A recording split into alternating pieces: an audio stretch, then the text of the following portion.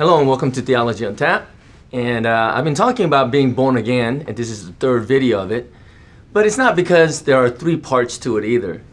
It could have been a one long video, but I wanted to separate into three to make it a little shorter for each video. And I'm not talking about that you have to go through certain kind of steps either. I think it is something that naturally happens. But the first video I made, I emphasized upon transformation, which is that instead of being pulled down by the concerns of the world, that we need to look up, right, to God, that we should think of God. We should set our minds on the things above. I think that's the difference between living a life for, I guess, for yourself and living your life for God. To be able to set your mind on the things above. And once you're able to do that, what naturally happens afterwards is that we'll come to our senses and realize that some of the things that we've been doing, or the choices that we have been making, that we have made in the past, maybe even the way we feel about ourselves, all those things will change. And I think it does kind of change naturally. So if you have that transformation in your mind, naturally you're going to come to your senses and your actions will become different. And the third thing, this video, I think is the hardest one of all to do.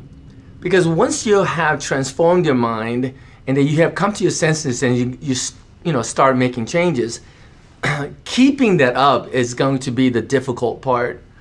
You know, Paul says that, being a Christian and following God is like a race, like a marathon race. It's not something that you sprint and you'll be over and whatnot, but it's something that you kind of continue to do.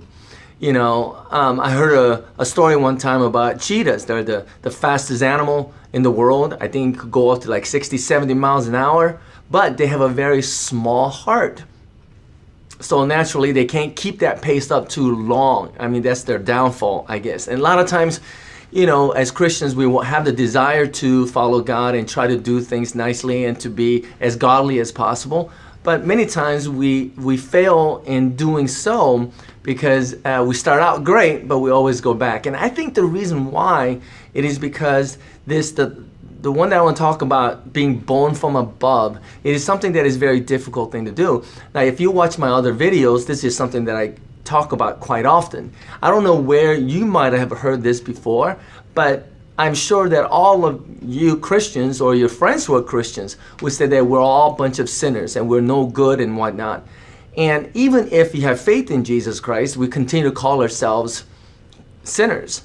And I think that idea of being found in God, to be born again, it is something that we start out doing because we feel good about ourselves, that God forgives for our sins, and we feel like we're part of God's kingdom now. We have the Spirit of God, the Spirit that raised Jesus from the dead is within us. But somehow along the way, that we go back to the law, we go back to the old ways, being fleshly, being dragged down by the gravity of this world. They constantly say you have to prove yourself over and over with God. But that's not what Bible seems to say to me. Now, being born again, and we all know the verse, it comes from John chapter 3. We have a story of Nicodemus, who was a Pharisee, and he goes to see Jesus in the middle of the night. And Jesus is the one that says, hey, in order for you to enter the kingdom of heaven or kingdom of God, you must be born again. Thus, this video, I'm going to call it being born from above. It is something that has to happen. The switch has to be made so that we don't go back to the old ways again, that we could keep up within that path of righteousness. And in order to do that, we must be born from above. That we started out with transformation, we come to our senses, but lastly, we have to know we are on that track. Right? We're no longer sinners. We have been made righteous through what Christ has done. We have faith into Christ, and we got to stay on that path. And in order to do so, we have to follow in the steps of the Spirit of God. So Nicodemus comes to Jesus, and he's talking to Jesus, and Jesus say, you must be born from above. And Nicodemus really didn't understand that. And you could watch my video on John 3:16 to get a better understanding of it. I don't want to go through the whole thing once again, but Nicodemus was a Pharisee, and he had his ways of getting closer to God. He had the rules and regulations, but Jesus saying, no, that's not the way to be born from above. You have to have faith. You have to believe in what Christ has done. to take away the guilt and the shame, to give us a new way of life. We have come to our senses in doing things differently. Now we have to fade into Christ to lead us and guide us in that path of righteousness.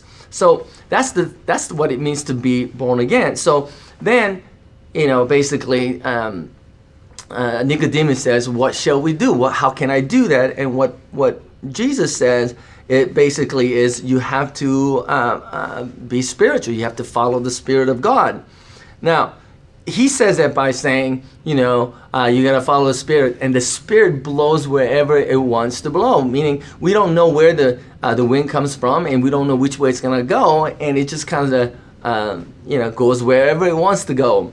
And that is so different than what Nicodemus was used to. And this is still very different than what we, as believers of Jesus Christ, who have maybe, hey, I want to follow in that path, but we don't know how to follow and be in the step of the Spirit of God because we don't know where the Spirit is leading and guiding us to. A lot of times we have our own plan and whatnot, but Spirit lead us in the direction where we need to go. And if we don't have that faith, if we don't fade into that Spirit, then basically we're going to go back to the old ways of the law, and we got to do this, and all becomes about us, not God. And that could drag us down, and we have to do that whole transformation. We have to come to our senses again, and then it's a cycle of a religious life that gets kind of boring sometimes, well, all the time, or not boring, but it gets tiring, because you're always constantly going around in circles. So the Spirit of God it's like a wind that blows wherever it wants to go, and that is why I don't know which preacher said this, but I remember a perfect example is, so all we gotta do is hoist up our sail and let the wind take us where He wants to take us. I mean, that's the understanding of it, right? Meaning trust in the wind to lead and guide us, rather than putting faith in what we can do or able to do when it comes to obeying God's laws and doing something that is right. Because a lot of times when we want to do something right and fix things ourselves, we tend to make a mess out of it, more so than it was already before.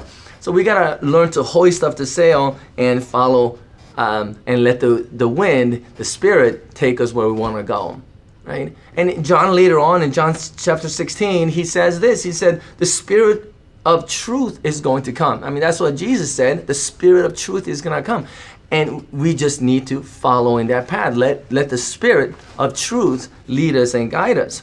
So Nicodemus, I don't know whether he got that information and understood it perfectly or not, but I think it's very difficult, for many of us to have that kind of faith and just let it go, But we do know that at the end, when Jesus was being buried, we know that Nicodemus was there. And I think he became a Christian too, because, it's not in the New Testament, but there is a letter called the Book of Nicodemus that is available. You could, look it up online and read it. It's pretty good. And so I would think that definitely that he became a Christian. So what am I basically saying is that we all need to be born again. We need to be born from above. In order to do that, you can't be so worldly oriented. Don't let the world drag you down. Set your mind on the things above.